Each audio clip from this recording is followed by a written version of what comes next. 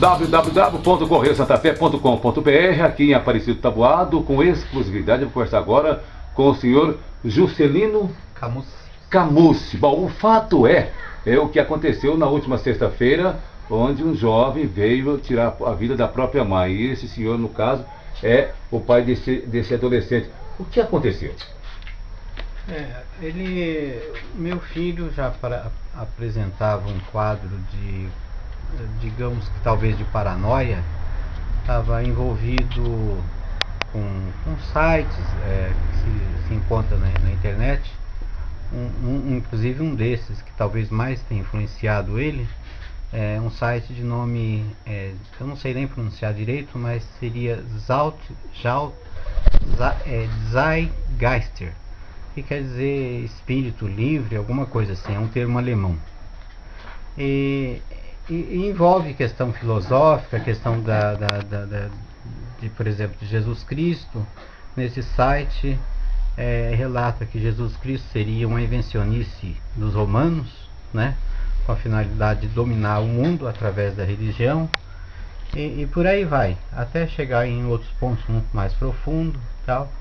E em função desse condicionamento mental, digamos, que ele estava, a mãe dele era muito católica fervorosa, e acabou embrenhando uma discussão, mas infelizmente de vez em quando eles discutiam mesmo.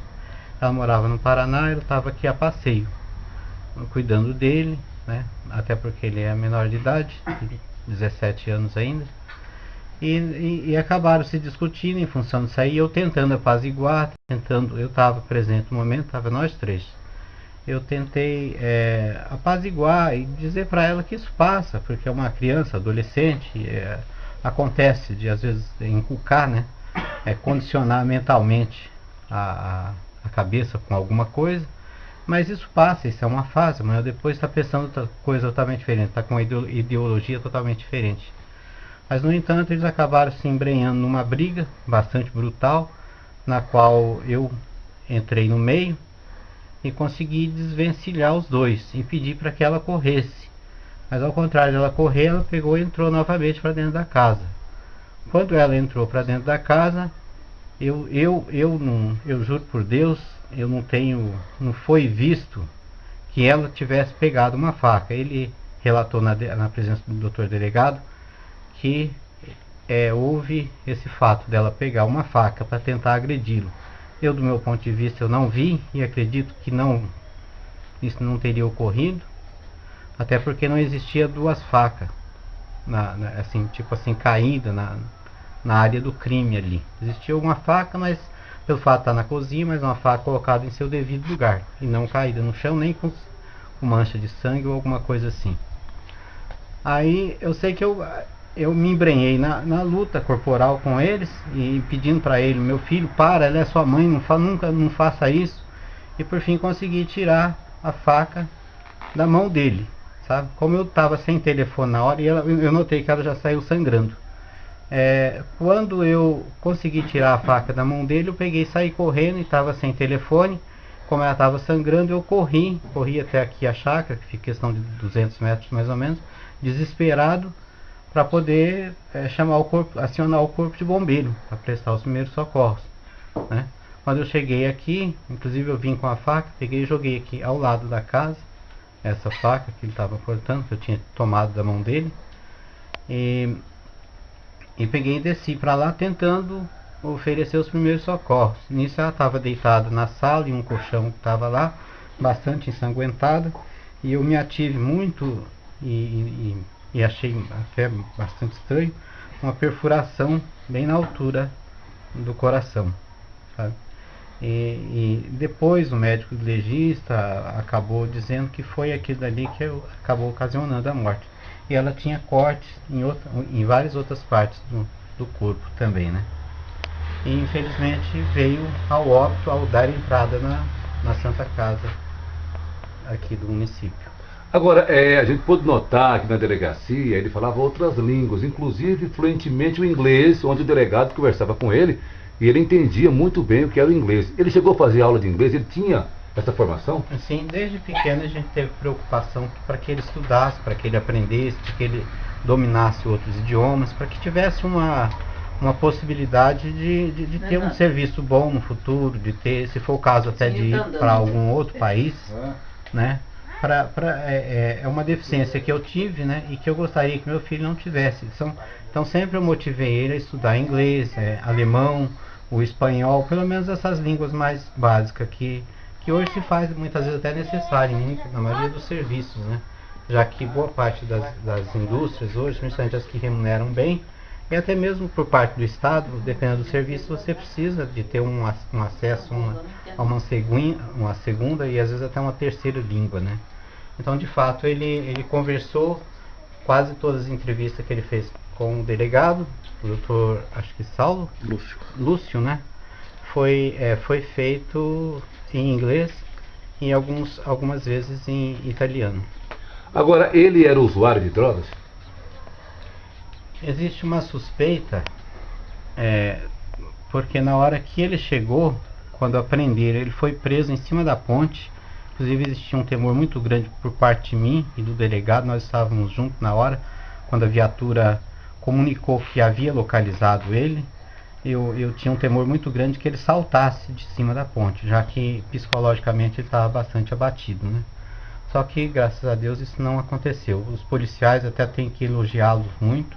Eles agiram de maneira bastante sensata, eles fizeram todos os procedimentos que deveria ser feito da maneira melhor possível. Eles deram luz alta, foram sem sirene, sem nenhum alarde, e de repente pararam e surpreenderam ele e conseguiram pegá-lo sem que ele fizesse algo pior. E nesse ponto eu só tenho a elogiar a Polícia Militar do nosso município. Bom, agora depois deste acontecimento, o senhor espera o quê, né, para a vida desse seu filho, que ainda tem apenas 17 anos, e um crime desse que realmente entristeceu toda a cidade e região? Sim, é uma coisa que choca, que chocou a mim demais da conta. São centenas de pessoas, talvez até milhares de pessoas que estão entristecidas por esse fato, ficaram absolutamente chocadas.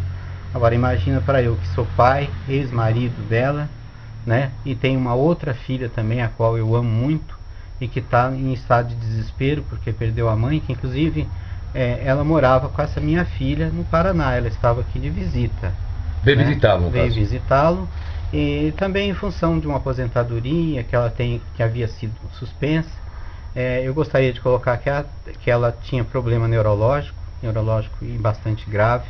Ela tinha comportamento muitas vezes agressivo, inclusive durante 10, 12 anos que eu convivi junto com ela, chegamos a ter até algumas brigas, e eu sempre fui uma pessoa de temperamento bastante calmo.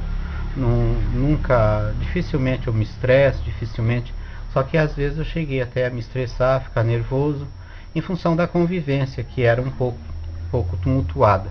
Mas raramente acontecia da gente brigar na frente dos filhos. As nossas discussões, quando começava a chegar a um nível alto, assim, eu pegava e saía, até muitas vezes por orientação da minha mãe, que falava, não adianta discutir com ela, que você vai estar perdendo tempo, é bobeira, né? Ela fazia uso de medicação controlada, de calmante, como clonazepam, fazia uso também de anticonvulsivantes, como Tegretol, a carbamazepina, e de vez em quando o médico alterava. Quem cuidava ultimamente dela, e nos últimos anos quem cuidou bastante dela, foi o Dr. José Maria, de Santa Fé do Sul, um médico neurologista, quem eu só posso elogiar muito. Nunca ele me disse para encaminhá-la a um psiquiatra, que não era o caso de psiquiatria, o caso dela. Também o meu filho foi levado a esse médico neurologista, o qual disse que ele não tinha nenhum aspecto assim para se preocupar com a questão psiquiátrica, que era só um distúrbio. Inclusive ele estava fazendo uso de carbonato de lítio, que é um elemento químico presente no sangue, que parece que tanto ele como a mãe dele tinham uma certa deficiência, e fazia uso de calmante também. Agora, no caso dessa família do senhor, né, que infelizmente ficou menor devido a esse fato que aconteceu do seu filho que acabou tirando a vida da sua ex-esposa. O que esperar da justiça? A senhora acredita que ele deva ser preso como um assassino comum, como as pessoas costumam dizer, ou ele precisa de tratamento e não de prisão? Do meu ponto de vista, ele precisa de um tratamento bastante adequado, bastante... Eu não sei nem até que ponto que o Estado pode nos ajudar, mas deveria ser um tratamento de bastante intensivo, um tratamento muito bom, para que ele possa se recuperar dessa situação em que ele se encontra.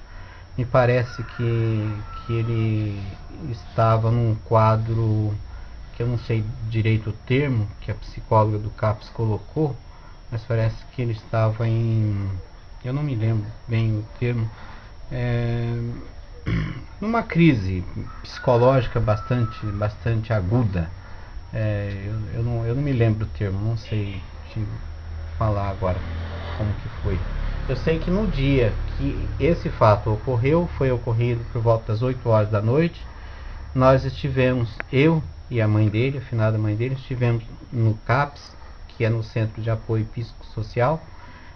Entramos em contato com a doutora Cristina, que é psicóloga. Ela tentou o encaminhamento para ele, para o médico psiquiatra em Paranaíba, para que ele passasse por uma avaliação para ver se havia necessidade de internamento ou não. Mas infelizmente ela não conseguiu, porque os 2 médicos que tinha disponível no município de Paranaíba estavam de férias em função de festividades lá, em função do aniversário da cidade.